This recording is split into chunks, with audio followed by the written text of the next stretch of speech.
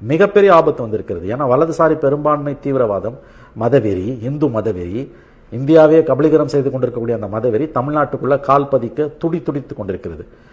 அதை கவுண்டர் பண்ணணும்னா வெறுமனே தொலைக்காட்சி வாதங்களையும் சமூக வலைதளங்களையும் பேசி மட்டும் பத்தாது. அப்கோர்ஸ் அது வேணும். சோஷியல் மீடியா மிகப்பெரிய பிளாட்ஃபார்ம். இன்றைய இளைஞர்கள் அதில் தான் முதல்ல எல்லாத்தையுமே கத்துக்கிறாங்க, பார்க்குறாங்க.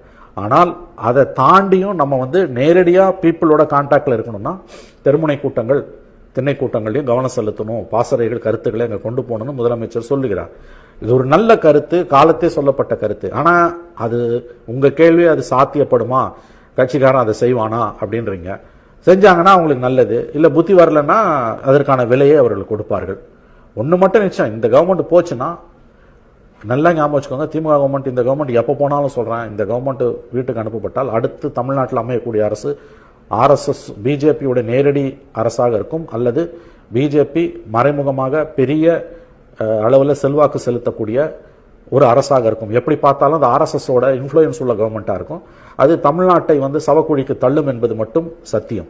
இந்த புரிதல் திமுகவுக்கும் இருக்கணும், மற்ற மதசார்பற்ற சக்திகளுக்கும் இருக்கணும். அதனாலதான் முதலமைச்சரோட உரையை ஒரு வேக்கப் காலா நான் பார்க்கிறேன். இது எல்லாருக்கும் புரியணும், கட்சிக்காரனுக்கும் புரியணும், திருவாளர் பொதுஜனக்கும் புரியணும், அமைச்சர்களுக்கும் புரியணும். இல்லைன்னா நஷ்டம் எல்லாருக்கும் தான்.